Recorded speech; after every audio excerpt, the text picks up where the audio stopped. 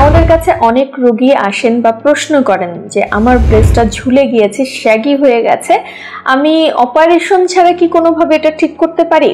এমনকি অনেককে দেখা যায় যে ব্রেস্ট অনেক বড় হয়ে গেছে, ওনার চলতে ফিরতে সমস্যা হয়, স্বাভাবিক কাজকর্ম করতে সমস্যা হয়, জামা কাপড় পরিধান করতে তার অস্বস্তি বোধ হয়।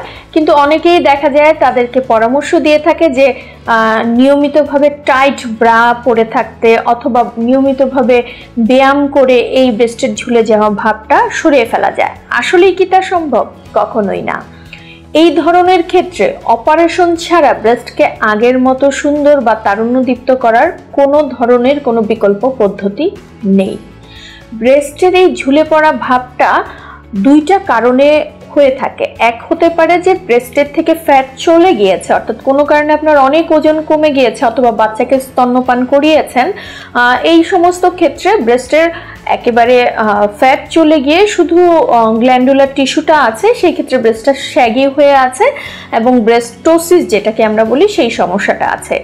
এছাড়া অন্য একটা ক্ষেত্রেও ব্রেস্টটা ঝুলে যায়, অনেক বেশি মোটা যখন হয়ে যায় তখন ব্রেস্টটা অনেক বড় হয় এবং একই সাথে ঝুলে যায়।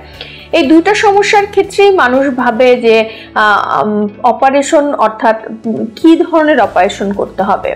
অনেকেই দেখা যায় যে ব্রেস্ট বড় যার ক্ষেত্রে উনি ভেবে থাকেন যে এই ক্ষেত্রে বোধহয় শুধুমাত্র ব্রেস্টটা টাইট করে নিলে হবে, কিন্তু ব্রেস্ট টাইট করলে যদি তার ব্রেস্টের থেকে টিস্যু না কমানো হয় তাহলে কিন্তু ব্রেস্টের ভাবটা আবার ফিরে আসার সম্ভাবনা থাকে।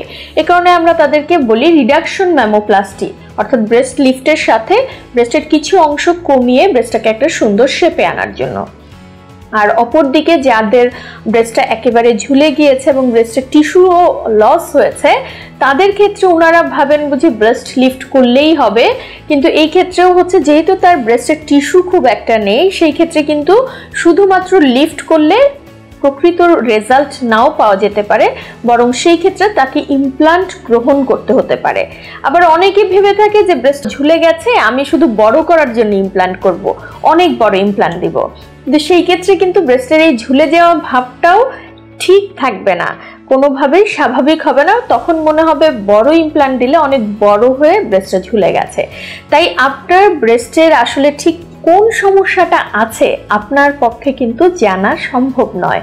আপনি একজন প্লাস্টিক সার্জনের কাছে গিয়েই বরং জানতে পারবেন আপনার জন্য আসলে ব্রেস্ট লিফট বা মাস্টোপেক্সি লাগবে, নাকি রিডাকশন ম্যামোপ্লাস্টি, নাকি ইমপ্লান্ট অগমেন্টেশন লাগবে। অতএব ব্রেস্টের যে কোনো ধরনের সমস্যায় যারা ব্রেস্ট নিয়ে কাজ করে না অথবা সাধারণ মানুষের ভুল তথ্যের শিকার না হয়ে একজন প্লাস্টিক সার্জনের সাথে যোগাযোগ করুন এবং নিঃসন্দেহে নিশ্চিন্তে আপনার জন্য প্রযোজ্য যেই অপারেশন সেই অপারেশনটি করিয়ে নিন।